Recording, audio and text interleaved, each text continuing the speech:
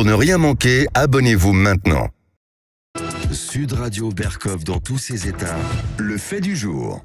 Alors on parle beaucoup de pédopornographie, alors on parle beaucoup de réseaux, alors on parle beaucoup de tout cela. C'est pas nouveau, hélas. Les choses les pires se commettent sur les enfants et encore aujourd'hui, un peu partout. Mais là, il ne s'agit pas de là, il s'agit d'une exposition au Palais de Tokyo à Paris, une exposition d'art, d'ART, et il y a un tableau qui s'appelle Fuck Abstraction.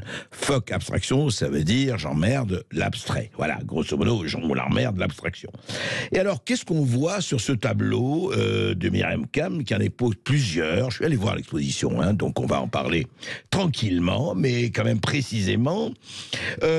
Donc, on voit un homme grand et musclé, effectivement, qui pose une fellation. Alors, à un enfant, écoutez, franchement, moi je suis allé voir le tableau, c'est vrai qu'on ne peut pas dire, non, c'est un personnage de petite taille, on ne peut pas dire c'est un nain. C'est un enfant qui a d'ailleurs les mains liées derrière le dos, et qui fait une fellation, qui est obligé de faire une fellation, et d'ailleurs il y a un autre enfant à côté qui attend, et puis le reste des tableaux est quand même assez à l'avenant. Alors, qu'est-ce qui se passe? Eh bien, la députée RN Caroline Parmentier est allée voir, s'est indignée, a interpellé à l'Assemblée nationale la ministre de la Culture, Myriam Abdul-Malak, et voici ce que Myriam Abdul-Malak a répondu. Écoutez, Rima Abdul-Malak, pardon, je sais Myriam Kam, Rima Abdul-Malak, écoutez. Ce tableau, de quoi s'agit-il? C'est un tableau d'une artiste suisse, Myriam Kam, de son exposition au Palais de Tokyo, artiste de 73 ans, qui depuis 40 ans documente et dénonce les horreurs de la guerre.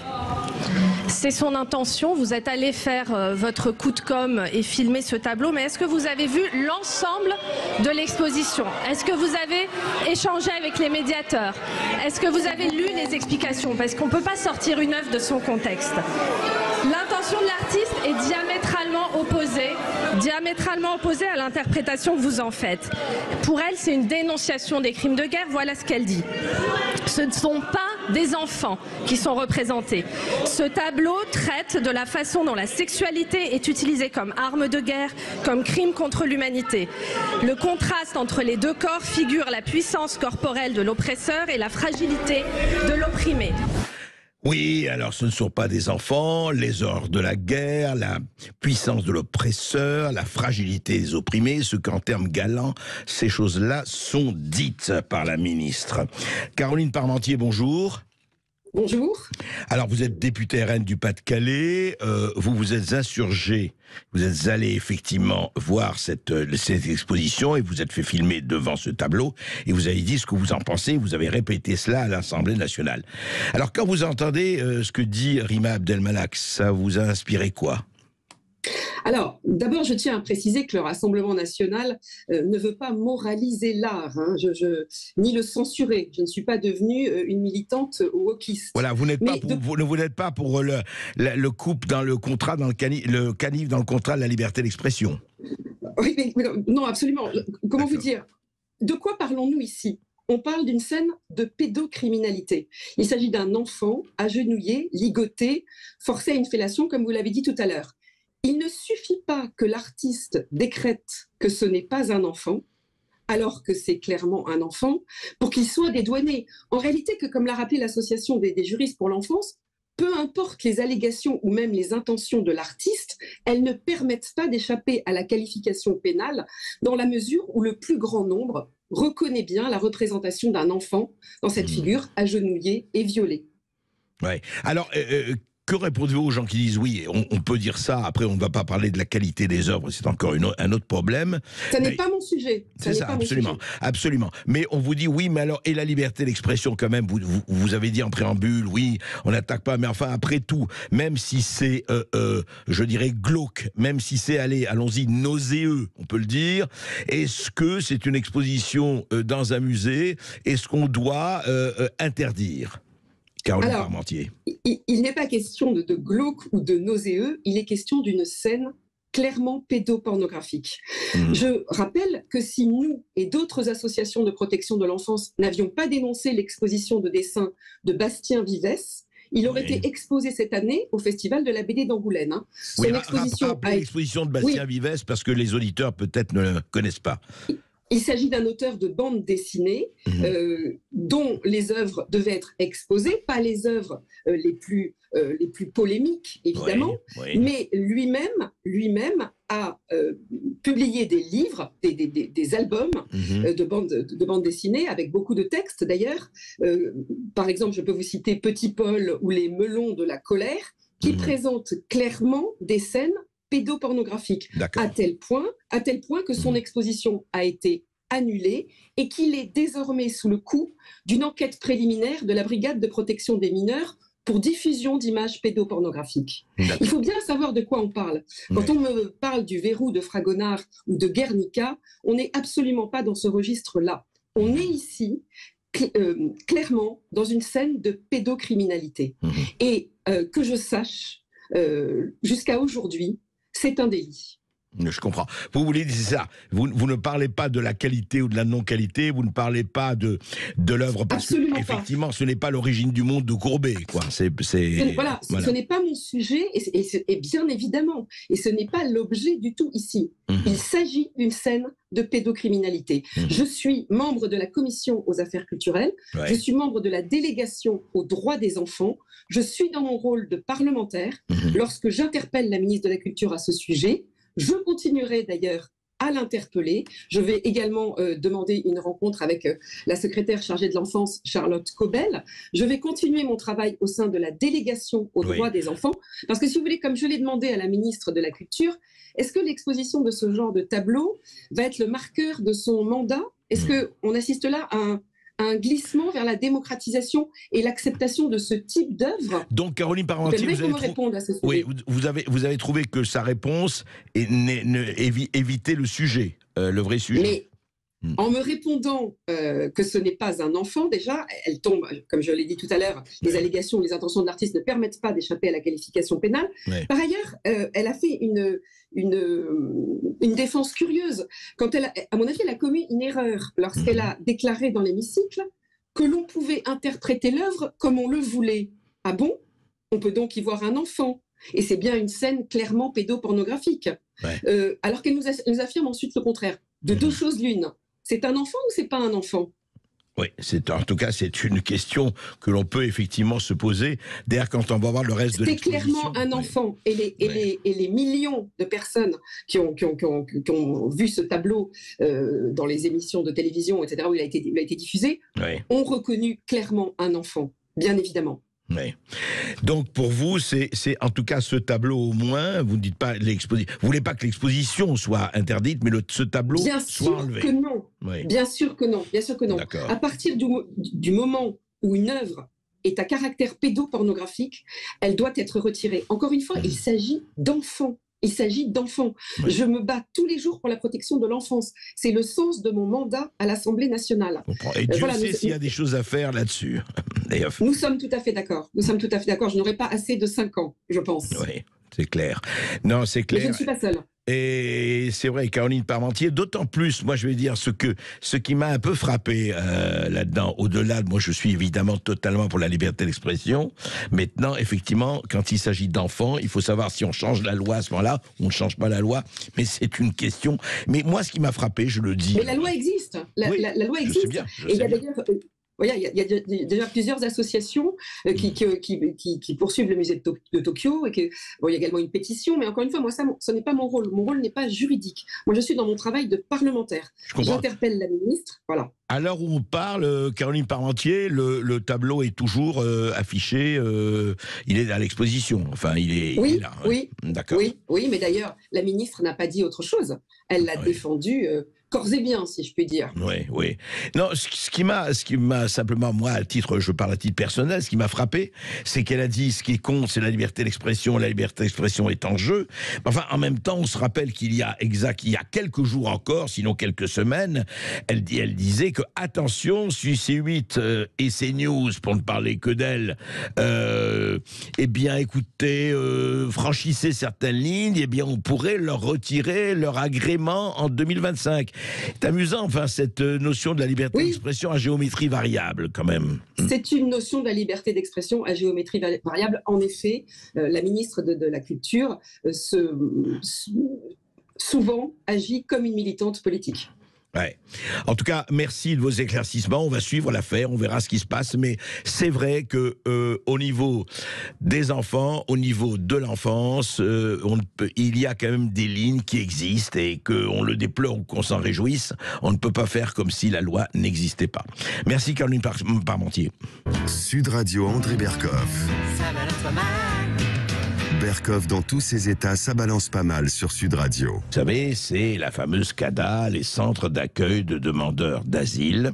Actuellement, il y a une politique voulue et inspirée, tout à fait, qui consiste à dire, écoutez, on ne peut pas avoir des demandeurs d'asile uniquement dans les grandes villes. Il faut évidemment que saupoudrer tout cela et que des villages de France, je ne dis pas la totalité, mais enfin, un certain nombre de villages de France accueillent un certain nombre de demandeurs d'asile. Mais le problème, c'est qu'un certain nombre d'habitants de tel ou tel village, ils n'ont pas tellement envie. Alors, ont-ils raison, ont-ils tort? On va en parler, mais on avait parlé longuement de l'affaire de Callac, rappelez-vous, en Bretagne. D'autres villages ont été effectivement sollicités. Il y a eu des polémiques, refus par le maire d'organiser des référendums. Et puis là, c'est Belabre. Alors, Belabre, qu'est-ce qui se passe? Nous sommes avec Ludivine Facio. Bonjour Ludivine Facio. Bonjour. Bonjour. Alors, vous avez l'association L'Union Belabraise. Et donc, qu'est-ce qui se passe et qu'est-ce que vous voulez ou ce que vous ne voulez pas? Alors, je vous remercie en tout cas de me permettre d'être sur votre antenne aujourd'hui. Donc, vous l'avez bien dit, pour ma part, je suis présidente de l'association L'Union Belabraise, une association créée pour lutter contre le projet de la mise en place du CADA à Belabre. Aujourd'hui, ce que nous ne souhaitons pas, je pense qu'on peut commencer par là, c'est tout simplement et brièvement la mise en place du centre de demandeurs d'asile à Belabre. Alors, Belabre, alors dites-nous, Ludivine Facio, simplement, Belabre, c'est combien d'habitants? C'est près, voilà, décrivez-nous Belabre, d'abord. Alors, Belabre, c'est une commune, donc un petit village aux alentours de 960 habitants aujourd'hui. On a la chance d'avoir un certain dynamisme, on a des commerces, on a de nombreux artisans, un service de santé local, médecins, kinés, infirmières.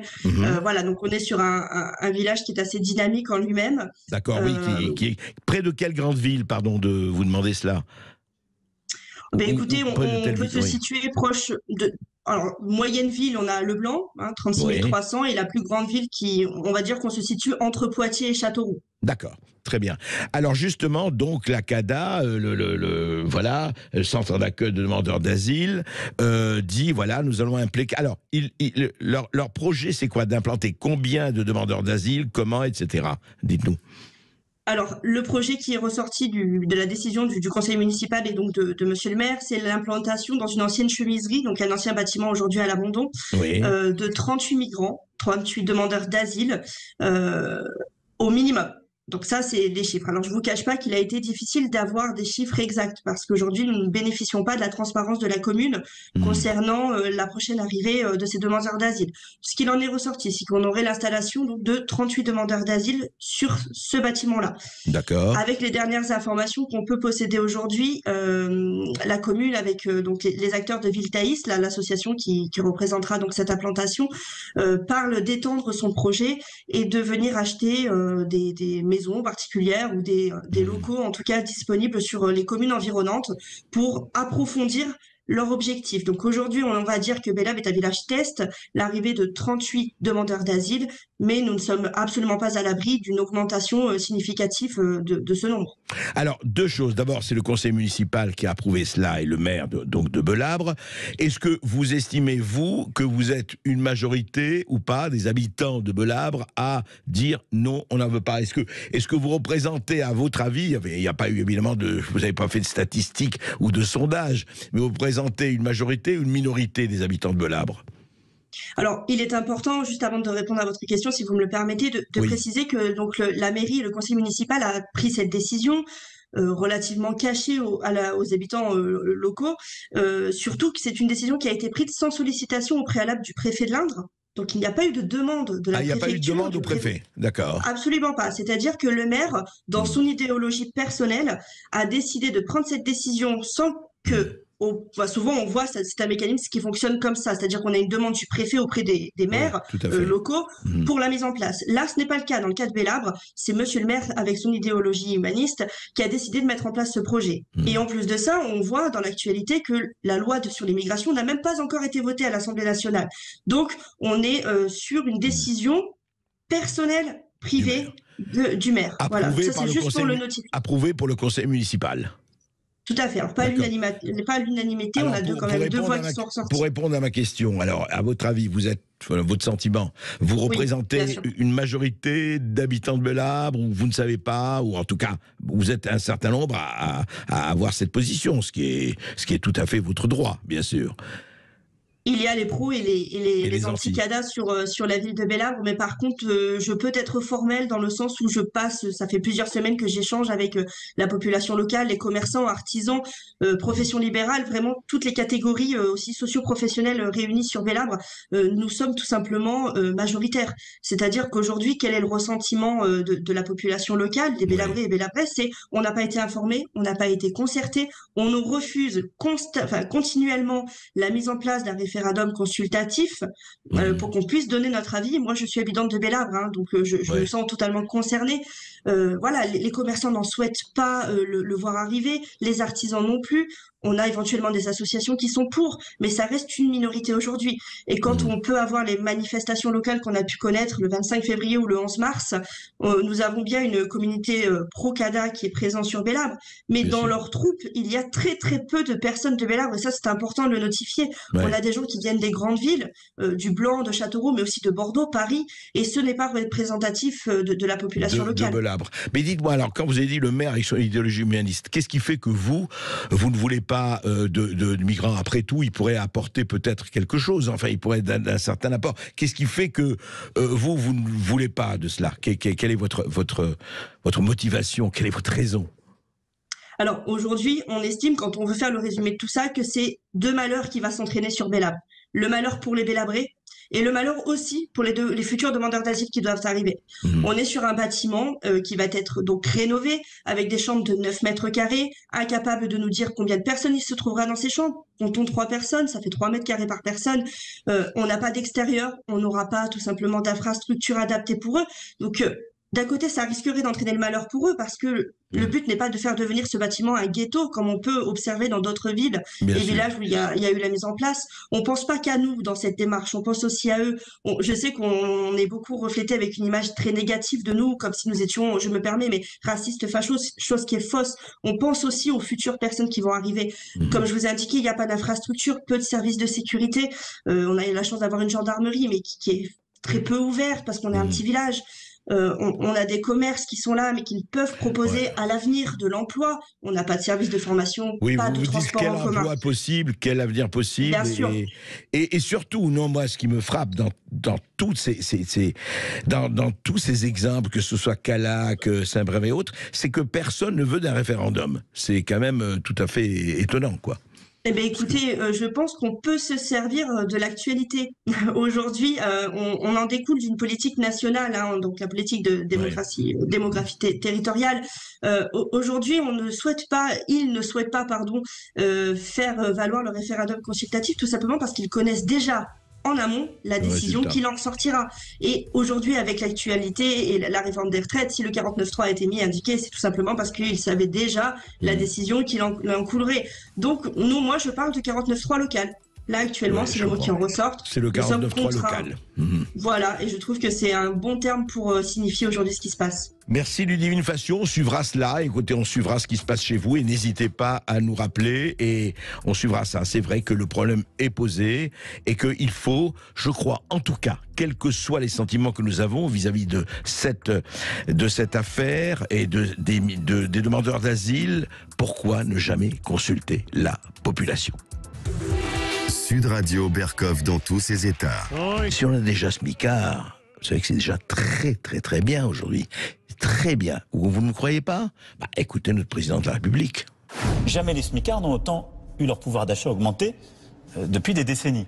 On a augmenté ces 18 derniers mois le SMIC en France de 9,5%, plus que l'inflation.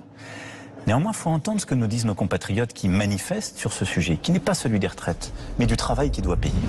Oui, enfin, on pourrait discuter, gloser très longtemps à propos des 62-64 ans, mais tel n'est pas le propos. Alors, effectivement, Emmanuel Macron a raison, il faut quand même dire les choses. Effectivement, le SMIC mensuel est passé à 1 353 € net pour 35 heures hebdomadaires, soit une hausse de 24 € par rapport à la dernière hausse. C'est vrai, c'est-à-dire que par rapport à l'inflation, oui, ça a augmenté. Alors, cette hausse est plus conséquente que l'inflation. Oui, mais, ce qu'on ne dit pas, c'est toujours pareil. Vous savez, le verre à moitié plein et le verre à moitié vide, il faut en parler. Seuls les salariés payés au salaire minimum ont connu depuis octobre 21 une évolution de la rémunération à la hauteur de l'inflation, souligne bien le ministère du Travail.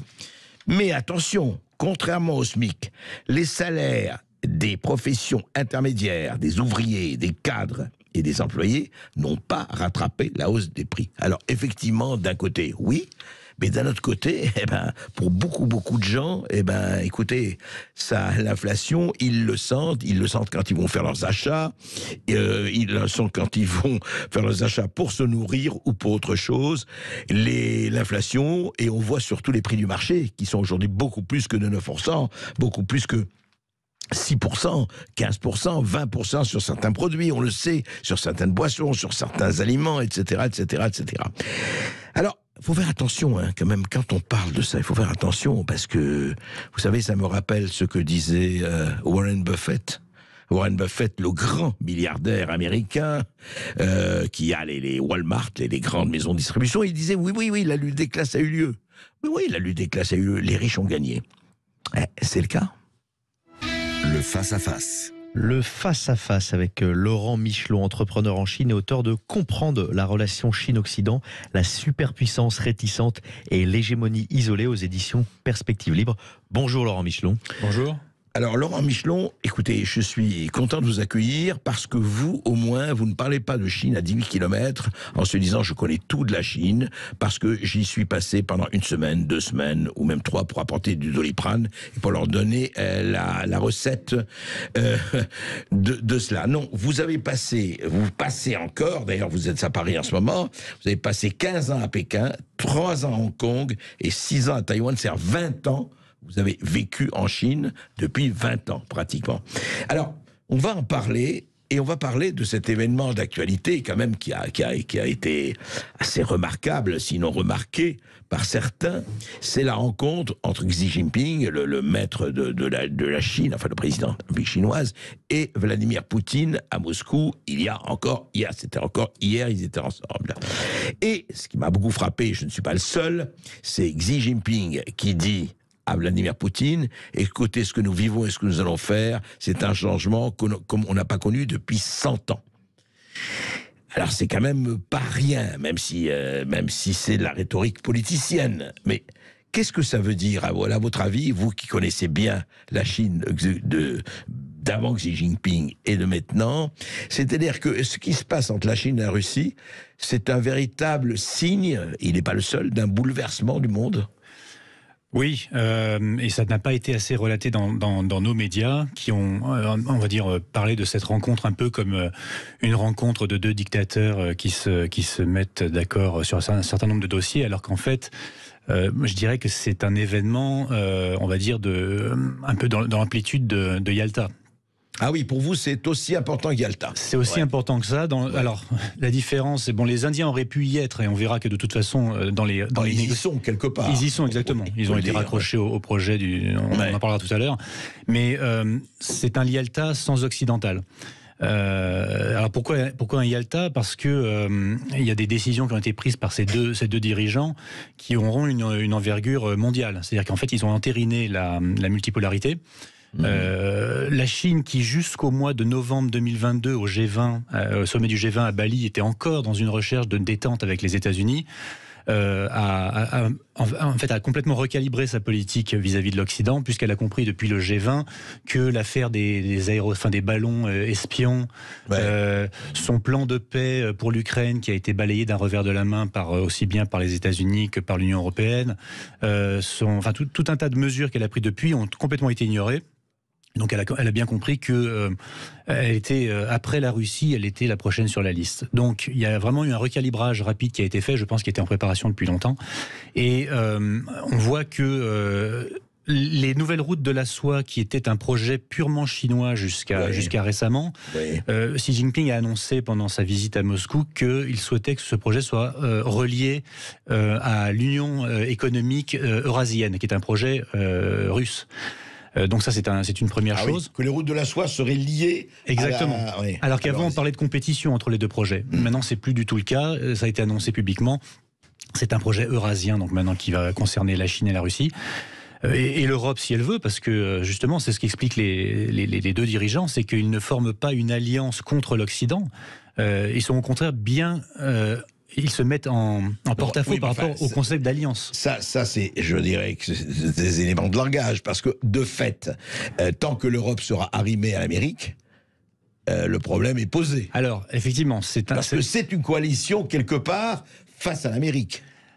Ou pas. C'est l'Amérique qui a on va dire, modelé le paysage international, comme depuis la guerre en Irak, en disant vous êtes avec nous ou contre nous. Or, la Chine n'est pas pro-russe, notamment dans l'affaire de l'Ukraine. Elle est pro-paix. Elle a présenté un plan de paix. Elle est pragmatique. Elle est pragmatique. Elle n'a pas. Et les États-Unis ont, pour une deuxième fois en un an, ont refusé le cessez-le-feu en disant. Il n'y aura pas de cessez-le-feu parce que le plan de paix chinois ne sera pas accepté parce que la Chine n'a pas dénoncé l'opération spéciale russe. Donc on voit que c'est on va dire un hégémon, ce que j'appelle l'hégémon dans mon ouvrage, qui est belliqueux, qui tord le bras aux autres acteurs internationaux, qui ne veut pas reconnaître l'hégémon américaine. L'hégémon américain, anglo-américain, on va dire. Voilà, qui va de Washington à Bruxelles en passant par Londres. Donc la Chine et la Russie ont bien dit on n'est pas une alliance, c'est pas un retour de la guerre froide. Juste un mot avant, on va reprendre, c'est passionnant en tout cas ce qui se passe, mais on va reprendre ça avec Laurent Michelon. C'est qu'on a vu et sur les réseaux sociaux, et de ce point de vue, béni soient les réseaux sociaux, même s'il y a le meilleur et le pire, c'est qu'on a vu Joe Biden, sénateur en 97. Il disait, je parlais avec les Russes et je leur disais écoutez, oui, mais on peut aller jusque-là, mais pas loin. Il dit, mais si vous continuez comme ça, si vous continuez à expandre l'OTAN, eh ben nous, on ira du côté de la Chine. Et là, Biden dit, mais ça m'a fait éclater de rire. Je dis, pourquoi vous n'allez pas du côté de l'Iran? Et tout le monde s'esclaffait. C'est vraiment intéressant. C'était en 1997. Exact. On se retrouve juste après cette petite pause.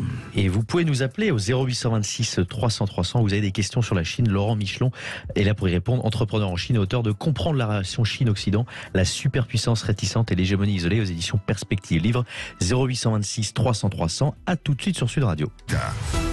Et avec Laurent Michelon, ce livre que je vous recommande, qui est passionnant, si les relations entre la Chine et l'Occident vous intéressent, comprendre la relation Chine-Occident, la superpuissance réticente et l'hégémon isolé. La superpuissance réticente, c'est la Chine. L'hégémon isolé, les États-Unis.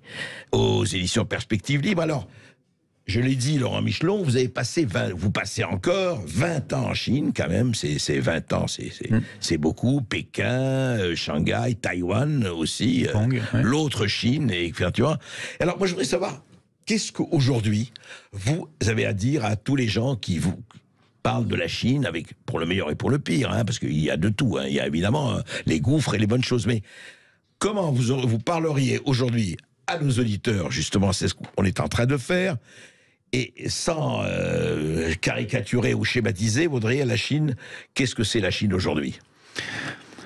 Je dirais, la chose que je dirais aux auditeurs, c'est d'ailleurs, ce sont vos auditeurs qui m'ont posé cette question en me disant, mais pourquoi est-ce que tu vis depuis aussi longtemps dans un tel pays ? En me disant, sous-entendu, un pays aussi horrible, voilà. Ouais.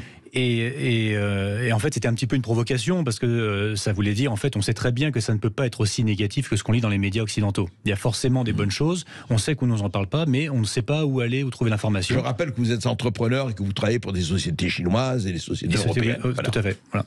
Et donc, la première chose que je disais aux gens, c'est d'abord venez vous rendre compte par vous-même. Vous verrez que c'est pas aussi. C'est pas blanc et noir. C'est pas blanc et noir, exactement.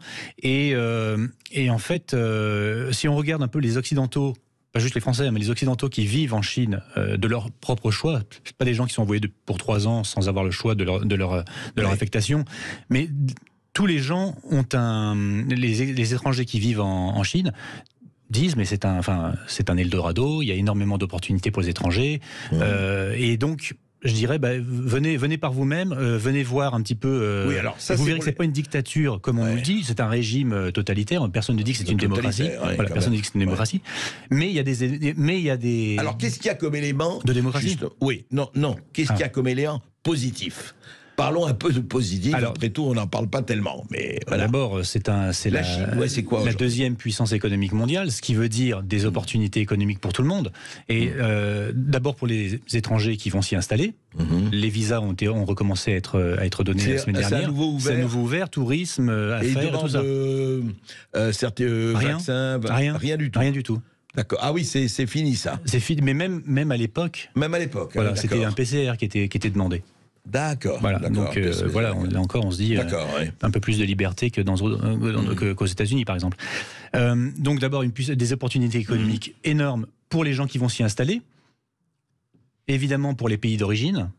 Et moi, ce qui me chagrine un petit peu, c'est de voir à quel point la France et l'Union européenne en général, mais la France sacrifie sa bonne relation économique et politique avec la Chine qu'on a depuis au moins le général de Gaulle.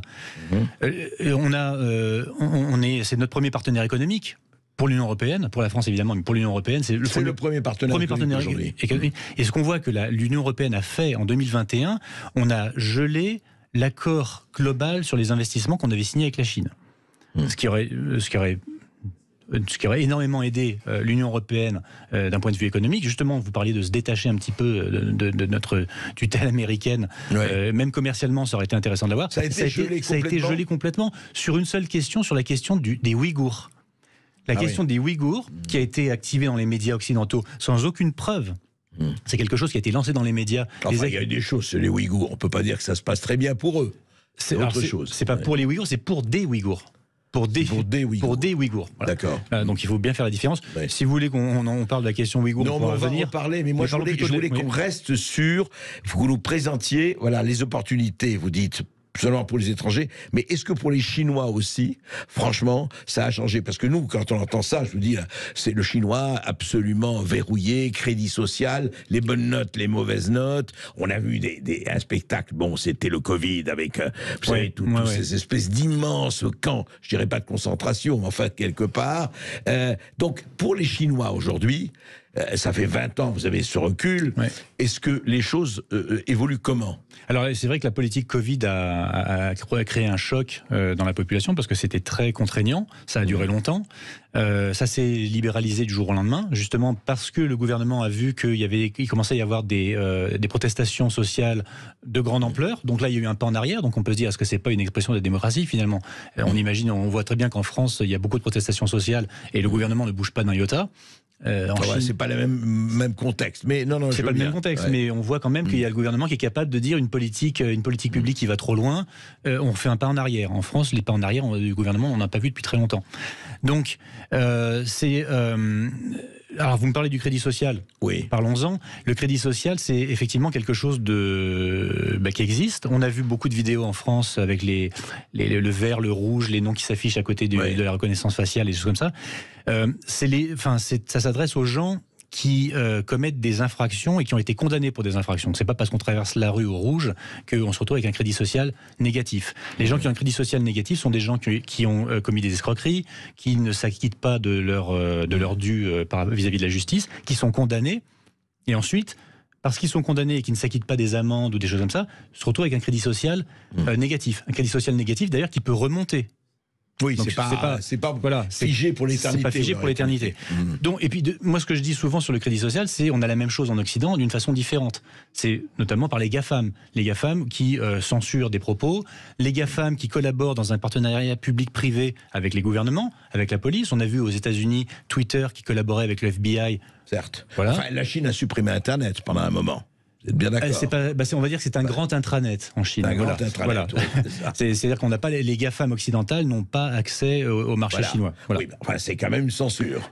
Oui, mais ce qu'on peut se dire, c'est que le citoyen chinois c'est que ces données personnelles sont dans les mains du gouvernement, pas dans les mains de sociétés privées. Est-ce que ça change quelque chose? Exactement, ça ne change pas grand-chose, mais ce que je veux dire, c'est que nous, en Occident, on n'a pas vraiment de leçons à donner là-dessus parce que on a la même chose, mais c'est privé. Alors, est-ce qu'on fait confiance au privé en France? Est-ce qu'on pourrait faire confiance aux GAFAM? Moi, je peux faire confiance au gouvernement. On l'a élu. On l'a élu. Alors on pourrait se dire au moins. Voilà. Juste un moment. Alors on va faire une petite pause, mais je voudrais que vous nous parliez en fait. Mais c'est bien qu'on en parle de l'évolution économique de la Chine. Est-ce que les Chinois, par exemple, par rapport à la période Mao, rapport à mais je veux dire, c'est intéressant de savoir. Encore une fois, en dehors de tout jugement moral ou autre ou droit de l'homiste, qu'est-ce qui se passe actuellement? Parce qu'on ne sait pas. Alors actuellement, c'est intéressant comme question parce que ce qu'on voit dans les chiffres de commerce extérieur avec les États-Unis par exemple, c'est que en 2022, le commerce entre la Chine et les États-Unis a encore battu un record historique. Encore, oui. En même temps, ça fait 4 ans qu'on nous parle de découplage économique entre les États-Unis et la Chine. Mais dans les chiffres, on a encore battu un record. En Europe, en 2022, l'Union européenne, tout pays confondu, a investi 92,2% fois plus qu'en 2021. D'accord. Tout en nous disant que la Chine est en train de s'écrouler, que la politique Covid était suicidaire. Donc on se demande un peu quel est ce jeu pervers que jouent les médias. On insulte d'un côté, on investit de l'autre. Et on va continuer à en parler juste après une petite pause. À tout de suite. Beaucoup de questions sur la Chine et vous pouvez y répondre au 0826 300 300. Vous continuez de nous appeler. On attend vos appels. À tout de suite sur Sud Radio. Les carottes sont cuites. Sud Radio Berkov dans tous ses états. Et je ne dirai rien de la Chine, ne faisons pas de comparaison obscène. Laurent Michelon comprend dans la relation Chine-Occident, aux éditions Perspective Livre, un livre vraiment capital pour comprendre ce qui se passe et pour décrire la situation. Encore une fois, Laurent Michelon vit depuis 20 ans en Chine. Donc, Laurent Michelon, je voudrais savoir un peu par rapport... Oui, bon, vous dites ça, c'est très joli, tout ça, vous me parlez des bons savoirs. Enfin, c'est quand même un pays de parti unique. Alors, ce parti unique, en fond, il est là depuis toujours, depuis 49, oui, c'est pas mal. Et justement, je voudrais qu'on parle du parti unique et des élites. En fait, qui dirige la Chine? Qui sont ces élites qui dirigent la Chine? Alors, oui, effectivement, parti unique, donc le Parti communiste chinois, au pouvoir depuis 1949. Mais qui fait aujourd'hui des affaires. Enfin, qui laisse les gens faire des affaires. Tout à fait. Voilà, le mot communiste, c'est ce sur quoi les médias occidentaux s'accrochent en permanence. Mais le Parti communiste a depuis longtemps expliqué que sa gouvernance, c'était une gouvernance qui était une économie socialiste à caractéristiques chinoises. L'économie de marché. Exactement, bien sûr, l'économie de marché à caractéristiques chinoises. Donc, il n'y a pas de dogmatisme sur le marxisme ou des choses comme ça. C'est un pays qui fait des affaires avec tout le monde le sait, mais le politique supplante toujours l'économique. C'est le politique qui a la main. Exactement. Et quand il y a une dérive, parce que ce n'est pas une démocratie libérale, c'est pas parce que c'est capitaliste que c'est l'ultralibéralisme comme on a chez nous. Donc dès qu'il y a des dérives qu'un lobby ou qu'un pouvoir devient très important, on le casse. Ou qu'un entrepreneur, Alibaba par exemple, on lui explique que ça serait bien qu'il passe la main. Donc c'est le parti qui commande, enfin c'est la politique qui commande. Tout à fait. Voilà, c'est ce que j'explique dans mon ouvrage où je dis il n'y a pas eu d'épopée bourgeoise en Chine, parce que dès qu'il y a une caste qui pourrait se constituer en bourgeoisie et qui donc ensuite essaye de pénétrer le domaine politique, là le parti intervient et c'est stop et net. Voilà. Donc oui aux affaires, mais non au lobbyisme. Alors c'est le parti qui forme les élites ou c'est les élites exactement. Qui forment le parti, il y a une école du parti et puis ensuite il y a un processus de filtrage permanent au sein du parti, ce qui fait que chaque membre du parti au moins fait preuve quand il arrive à une certaine position de pouvoir, il a fait preuve de sa capacité technique à gérer ses dossiers et sa loyauté. Son patriotisme, si on veut dire. Parce que ça, c'est quelque chose qui est contrôlé en permanence. Sa connaissance également, on va dire, de la philosophie politique, parce que chaque cadre du parti doit régulièrement disserter sur la pensée de Xi Jinping, sur les derniers discours, des choses comme ça. Donc, ils sont impliqués dans le processus pour être sûr qu'ils ont bien compris. Mais ce qui est important, c'est de se dire que le fait que le Parti communiste soit un parti unique, c'est un parti qui est condamné au succès. Parce que contrairement au monde occidental, avec le pluralisme politique, on ne peut pas blâmer son prédécesseur en disant on a hérité d'un pays on a hérité d'un pays avec des incapables. Exactement. Ou alors l'opposition m'empêche de faire ce que je veux. Là, il n'y a pas d'excuse. Donc le gouvernement, et ce qui explique la modernisation à grande vitesse de la Chine depuis les années 80, où on voit que cette vitesse, cette modernisation, qui n'est pas une occidentalisation, c'est ça que les Chinois Xi Jinping a déclaré récemment, il dit la modernisation de la Chine, ne croyez pas que c'est une occidentalisation. C'est ce que pensaient notamment les Américains quand on a forcé quasiment la Chine à entrer dans l'OMC, en se disant mais l'OMC va la changer. L'Organisation mondiale du commerce. Voilà. En fait, ce sont eux qui ont changé l'OMC. Ils en ont tiré profit, comme les Allemands. Et donc du coup, aussi bien les Allemands que les Chinois se retrouvent à prendre des coups de bambou des États-Unis. Mais alors, justement, je reviens à la question, donc les élites, elles sont formées dans et par le parti. Tout à fait. Entièrement. Tout à fait. Alors ça n'empêche pas qu'elles aillent aussi se former à l'étranger, puisqu'il y en a énormément qui sont allés étudier aux États-Unis, en Europe. Harvard, de business school et compagnie. Exactement. Mais ça n'empêche pas, une fois revenu, de rentrer au parti, et puis ensuite de... Et c'est pour ça que c'est intéressant, parce que le personnel politique en Chine, ce sont aussi des techniciens. C'est des gens qui ont des formations d'ingénieurs, c'est des gens qui ont des formations d'économistes, donc ils savent de quoi ils parlent. Oui, vous voulez dire, on nomme des gens qui ont quand même une certaine connaissance de ce qu'ils ont à faire. Et qui sont systématiquement mis à jour. C'est pas des gens qui se reposent sur un doctorat des années 80 et qui sont encore au pouvoir maintenant. C'est des gens qui ont suivi des formations, qui continuent à travailler et on voit le développement économique de la Chine en ce moment, c'est pas du développement privé, c'est pas non plus les entreprises d'État. Ce sont des partenariats publics-privés. C'est ça qui fait avancer la Chine en ce moment. Ah oui. Mais le privé, en fait, il a donc sa place, toute sa place, mais il doit obéir aux politiques. C'est bien ça. Pas obéir, si vous voulez, mais il y a des cadres qui sont fixés et dans lesquels qui ne peuvent pas dépasser. Ils doivent être dans un certain cadre. Tout à fait. Notamment, on va dire, par exemple, en ce moment, sur la présence physique des serveurs pour les données, ça ne peut plus être à l'étranger. Il y a beaucoup de boîtes qui plaçaient leurs serveurs aux États-Unis ou à Singapour ou quoi. Et comme c'est des données qui concernent la population chinoise, qui pouvaient être sensibles, le gouvernement chinois a fait changer la loi en disant il faut que les serveurs soient hébergés en Chine. Et pareil pour les sociétés étrangères. Alors, vous dites, en fait, comment on le voit, puisque le chinois de base, il y a un chinois de base, donc vous dites, il y a une classe moyenne en Chine. Oui, 400 millions de personnes. 400 millions de personnes. Oui, de classe moyenne. Oui, ce qui est énorme. Est-ce qu'ils ont vu, on peut dire aujourd'hui, je ne parle pas de l'épisode Covid, évidemment, qui a été très dur, mais est-ce que leur sort s'est amélioré depuis 20, 30 ans, etc. Ils ont suivi exactement la tendance inverse que notre classe moyenne a connue en Occident, c'est-à-dire que nous, c'est de la paupérisation, ce qui explique jusqu'au niveau des gilets jaunes, parce que les gilets jaunes, c'est beaucoup de gens qui étaient dans la classe moyenne puis qui se sont paupérisés. Bien sûr. En Chine, c'est le contraire. C'est 40 ans de progression économique, d'amélioration des conditions de vie. Et donc, forcément, les gens ne sont pas tous béats à féliciter le Parti communiste sur tous les dossiers, mais ils ont bien conscience que, d'abord, Mao les a sortis du féodalisme. Donc même en France où on fait de l'anti-maoïsme arabique, en Chine, Mao est encore révéré parce que les gens savent que malgré certaines dérives, malgré des grosses erreurs, il y a eu des millions de morts et des erreurs, bien sûr, des énormes erreurs, mais globalement, la Chine a été extirpée du féodalisme où les puissances occidentales l'avaient mis. Ne l'oublions pas. Voilà. Et ensuite, depuis 1978, Deng Xiaoping, début de la croissance économique qui n'a pas cessé jusqu'à maintenant. Donc, les gens, la pauvreté extrême a été éradiquée en Chine en 2021. Elle l'est vraiment. Elle l'est complètement. Il n'y a plus de misère. Il n'y a pas de gens qui ne mangent pas et qui ne sont pas hébergés en Chine. Pas du tout. Pas du tout. Vous êtes sûr? C'est même pas dans les campagnes. C'est pas de la propagande. Même pas dans les campagnes et tout ça. Donc c'est la pauvreté extrême. Il y a des pauvres, bien sûr. Mais il n'y a pas de misère comme on peut voir dans des pays comme l'Inde. Avant, il y avait des zones rurales qui pouvaient être comparées à l'Inde. Ça n'est plus le cas. D'accord. Donc c'est un énorme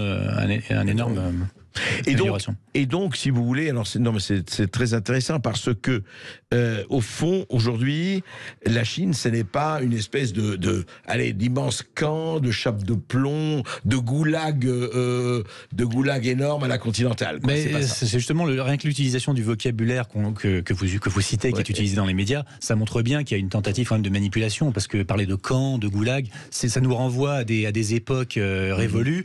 On va en Chine.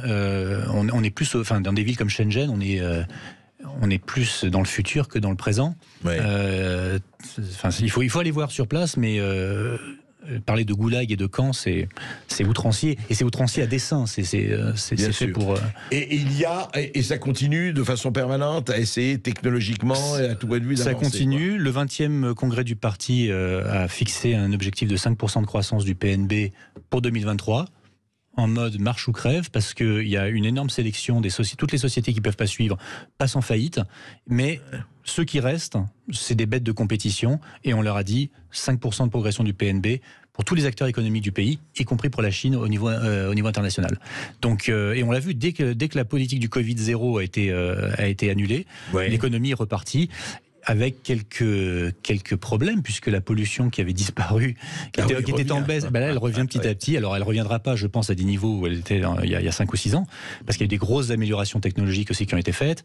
Mais, parce que c'était assez terrible. Là, dans les années 2013, 14, 15, c'était incroyable. Ouais.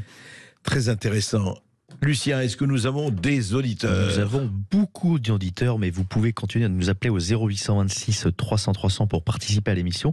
Et on accueille tout de suite Martine des Pyrénées-Atlantiques. Bonjour Martine. Bonjour Martine. Bonjour, merci beaucoup de m'accueillir sur vos ondes, c'est très très gentil. Je voulais simplement vous faire part de mon étonnement, parce que j'ai une personne de ma famille très proche qui travaille en Arabie Saoudite, et il y a eu la semaine dernière à peu près un accord extrêmement important, enfin considéré comme tel dans ces pays, entre l'Iran et l'Arabie Saoudite, qui sont des pays quand même pas tout à fait conciliants. Eh bien, c'était avec le parrainage de la Chine et des Russes. Donc c'est un accord extrêmement important parce que ça tourne complètement le dos aux États-Unis. Et donc ils se sont mis d'accord et ils ont signé un accord. Bon, pas pour tout, évidemment, c'est pas idyllique, mais ça tourne le dos complètement à la politique américaine. Voilà, je suis très étonnée parce que personne n'en parle. Écoutez, nous, en tout cas, je peux vous dire qu'on en a parlé. Et justement, je voudrais avoir. Non, mais c'est bien, Martine, que vous posiez ce problème parce que il y a eu Xi Jinping chez Poutine à Moscou, donc les Chinois et les Russes. Et puis il y a cet accord, effectivement. D'ailleurs, le président iranien va venir chez Mohamed Ben Salman en Arabie Saoudite. Exactement. Et il était à Pékin il y a en février. L'Iranien. Oui, exact. Alors ça signifie quoi, ça Merci de faire cette remarque parce que j'avais peur de ne pas pouvoir en parler, mais ça montre que la Chine est en train de prendre c'est plus seulement une puissance économique, mais c'est une puissance diplomatique. Elle est en train de prendre un rôle de médiateur sur des questions dans lesquelles les États-Unis et l'Angleterre étaient en fait des rôles de perturbateurs en fait. Et on voit effectivement qu'entre l'Iran et l'Arabie Saoudite, qui sont on va dire les deux ennemis régionaux, dans un endroit qu'on appelle le Moyen-Orient, mais qu'il faudra bientôt appeler l'Asie de l'Ouest, puisque le centre est en train de changer. L'Eurasie. Voilà. La Chine est en train de devenir donc un médiateur sur des questions aussi fondamentales que ça. Et c'est pas fini. La semaine prochaine, Xi Jinping est rentré, il reçoit Lula. À Pékin. Brésil. Brésil, donc les BRICS, voilà. Brésil, Et l'Iran qui demande à rentrer à l'organisation de coopération de Shanghai. Donc on voit que vraiment la Chine est en train de devenir un acteur majeur des relations internationales et c'est plus juste l'usine du monde. Ce qui n'était absolument pas le cas il y a encore quelques années. Oui, exactement. Parce que c'est justement ce que j'explique par superpuissance réticente, c'est que pendant de nombreuses années, la Chine n'a pas voulu rentrer. Mais maintenant, on se rend compte que les États-Unis sont tellement un acteur irrationnel et perturbateur des relations internationales. Pour le moment, il ne faut pas jeter les États-Unis avec l'eau du bain. Non, mais la Chine et la Russie ne le jettent pas avec l'eau du bain. Mais ce que globalement, on va dire, la Chine et la Russie disent, maintenant c'est un monde multipolaire. Les États-Unis sont un pôle régional, mais il y a d'autres pôles régionaux maintenant. On en parle tout de suite après cette petite pause. Et avec nos auditeurs. Oui, restez bien avec nous et continuez de nous appeler au 0826 300 300. Après la pub, on accueillera Pierre de Brest. À tout de suite sur Sud Radio. Ici Sud Radio. Les Français parlent au français. Je n'aime pas la blanquette de veau. Je n'aime pas la blanquette de veau. Sud Radio Berkov dans tous ses états. Vous êtes bien dans le face-à-face d'André Berkov avec Laurent Michelon, entrepreneur en Chine et auteur de Comprendre la relation Chine-Occident, la superpuissance réticente et l'hégémonie isolée aux éditions Perspectives Libres. Vous avez la parole au 0826 300 300 et on accueille tout de suite Pierre de Brest. Bonjour Pierre. Bonjour Pierre. Oui, bonjour. Voilà, bonjour. vous m'entendez ? Oui. On vous entend. Tout Tout d'abord, merci beaucoup, Monsieur Berkoff. Merci à toute l'équipe de Sud Radio. Vous faites un travail fantastique. Merci aussi à votre invité aujourd'hui, Monsieur Michelon, dont l'exposé est vraiment remarquable. Je voudrais vous poser une question, Monsieur Michelon. Est-ce que vous pouvez préciser? Tout à l'heure, vous avez parlé des Ouïghours en disant qu'il y avait donc des persécutions, si le mot est exact, contre des Ouïghours, mais pas contre les Ouïghours. Donc voilà, c'est clair. C'est vrai, bonne question, Pierre. Oui. Est-ce que vous pouvez préciser, s'il vous plaît? Je vous remercie beaucoup. Oui, parce encore une fois, merci, Monsieur Berkoff. Merci à tout le monde. Merci à vous, Pierre. Oui, justement, parce qu'il y a eu quand même des choses assez terribles qui se sont passées. Et vous dites, moi aussi ça m'a frappé, et c'est bien que Pierre ait posé la question, vous dites des Ouïghours, pas les Ouïghours. Alors, précisez. Pourquoi des Ouïghours? C'est des Ouïghours qui étaient radicalisés à l'islam radical. Donc, en fait, les Ouïghours, c'est 12 millions de personnes. Le Xinjiang, c'est une province qui est grande comme 3 fois la France. Il y a le nord et le sud. Le sud est contigu à l'Afghanistan. C'est cette région-là qui a été, par la porosité des frontières, parce que c'est très montagneux, et puis c'est une zone où il n'y avait pas grand monde jusqu'à, on va dire, dans les années 2010. Il y a eu une radicalisation de certains Ouïghours. Certains sont partis s'entraîner en Afghanistan, d'autres sont partis en Syrie. Et ces gens-là donc sont revenus. Et c'est en fait, les Ouïghours, c'est depuis 1988 qu'il y a un front de libération de ce qu'ils appellent le Turkestan oriental. Donc, il faut se poser la question, le Xinjiang, les Ouïghours font partie de la Chine depuis au moins 1300 ans. Il n'y a jamais eu de mouvement de séparatisme. Et là, en 1988, soit 6 mois avant la sortie de la Russie soviétique, l'entrée de la Russie soviétique dans la sortie de la Russie soviétique d'Afghanistan, il y a ce mouvement qui se crée. Pourquoi pas avant? Alors, la réponse a été donnée par Brzezinski lui-même dans ses mémoires, où il avait dit, en 1978, 6 mois avant que l'Union soviétique rentre en Afghanistan, la CIA était déjà en train d'entraîner les Moudjahidines. Et le jour où l'Union soviétique est rentrée en Afghanistan, Brzezinski lui-même a dit à Carter, ça y est, j'ai donné leur Vietnam aux Soviétiques. Aux Soviétiques, absolument. Voilà. Et vous dites que l'histoire des Ouïghours est liée à ça, enfin de certains Ouïghours. C'est lié à ça, de certains Ouïghours. Donc ceux qui sont proches le sud du Xinjiang est effectivement une zone qui a été radicalisée par son contact avec l'Afghanistan. Le nord, pas du tout. Toutes les élites politiques du Xinjiang sont des Ouïghours. Il y a une énorme, il y a eu un énorme mouvement de population par des Han au Xinjiang, qui était faite pour le développement économique. Oui, ils ont envoyé beaucoup de Han, de l'ethnie. Bien sûr, parce que ce que le gouvernement a compris, c'est qu'une zone qui était si éloignée des zones côtières où se passe le développement économique, une zone de pauvreté à l'époque où en plus l'Asie centrale n'était pas encore, on va dire, un hub économique. La pauvreté allait forcément favoriser le radicalisme. Voilà. Donc ils ont dit, il va falloir développer économiquement, donc train à grande vitesse, centre spatial, agriculture. Ils n'ont pas fait un transfert de population? Non, pas du tout. On retrouve toujours des Ouïghours partout en Chine, jusqu'à Canton. D'accord. Il y a eu du terrorisme ouïghour, dont certains médias occidentaux ont parlé d'ailleurs, à Chengdu, à Guangzhou, à Pékin, il y a eu des attaques à la bombe et puis en Chine, quand il y a une bombe, il y a plus de morts qu'en Occident. Voilà. Donc ça a été très très grave, ça a été repris en main par ce que les médias occidentaux appellent des camps de rééducation ou de concentration selon les journaux, mais qui sont en fait des écoles où on apprend aux gens un métier, la langue chinoise, parce que ce sont des citoyens chinois, mais qui ne parlaient pas le chinois. Mais pardon, juste Laurent Michelon, on ne va pas rester là-dessus, mais quand même, il y a eu quand même, on a forcé, alors les femmes dévoilées, le jambon obligatoire à manger, etc., pour les populations musulmanes. Est-ce qu'il n'y a pas eu forcé? Il n'y a pas d'obligation à manger du jambon, non. Parce que ça a été dit. Oui, mais je sais, mais il y a des âneries énormes qui ont été dites. On a parlé de stérilisation forcée des femmes, on a parlé de tout. Et vous dites que c'est faux. C'est complètement faux. Puis je ne suis pas le seul à le dire, il y a d'autres Français qui sont allés, alors, qui ont passé beaucoup plus de temps au Xinjiang. Monsieur Maxime Vivas, par exemple, qui a sorti un livre sur le Xinjiang. Il a passé 2 ans là-bas, je crois, et il a dit, mais non, pas du tout. Alors, il y a des écoles, on apprend un métier, on apprend le chinois, on apprend effectivement, il y a on va dire une mainmise, mais une surveillance des mosquées. On peut le dire, oui. Une surveillance des mosquées sur le contenu des prêches. Donc il y a des caméras dans les mosquées, parce qu'on veut s'assurer que c'est pas un islam radical. C'est pas un islamisme radical, voilà. Donc ça, oui, mais la question, c'est est-ce qu'on n'aurait pas dû faire ça plutôt chez nous aussi? Voilà, bon, la question est posée. Mais ce que je veux dire, c'est que tout le vocabulaire, ou outrancier qui est utilisé, il est fait pour nous rappeler, nous envoyer aux années 30. À l'époque, oui. Voilà. Ou goulag, ou etc. Voilà. Merci Pierre. Lucien, merci beaucoup Pierre. Et on accueille César de Bayonne. Bonjour César. Oui, bonjour César. Bonjour à toute l'équipe de Sud Radio. Bonjour. Alors juste, j'ai une super observation que j'ai faite depuis 1 mois et demi qui m'enthousiasme beaucoup, c'est Albert Einstein. Parce que figurez-vous qu'il n'a pas écrit, c'est exactement par rapport au sujet actuel. Actuellement, donc bonjour à Monsieur Michelon, il y a beaucoup de gens, vous savez, qui n'aiment pas du tout que beaucoup de pays s'arment, beaucoup de pays sont en train de s'armer aujourd'hui, et ça fait peur à beaucoup de gens. Et Albert Einstein, là-dessus, lui qui a connu la guerre, lui qui avait été assez terrorisé par la guerre, tout ça, lui, son objectif, sa résolution, parce qu'il a écrit un livre en 1949 qui s'appelle Comment je vois le monde. Et dans ce livre, en fait, sa vision, c'était que plutôt qu'un pays s'arme contre un autre, parce que les armes sont de plus en plus puissantes aujourd'hui, jusqu'à ce que ça dégénère, bien sûr.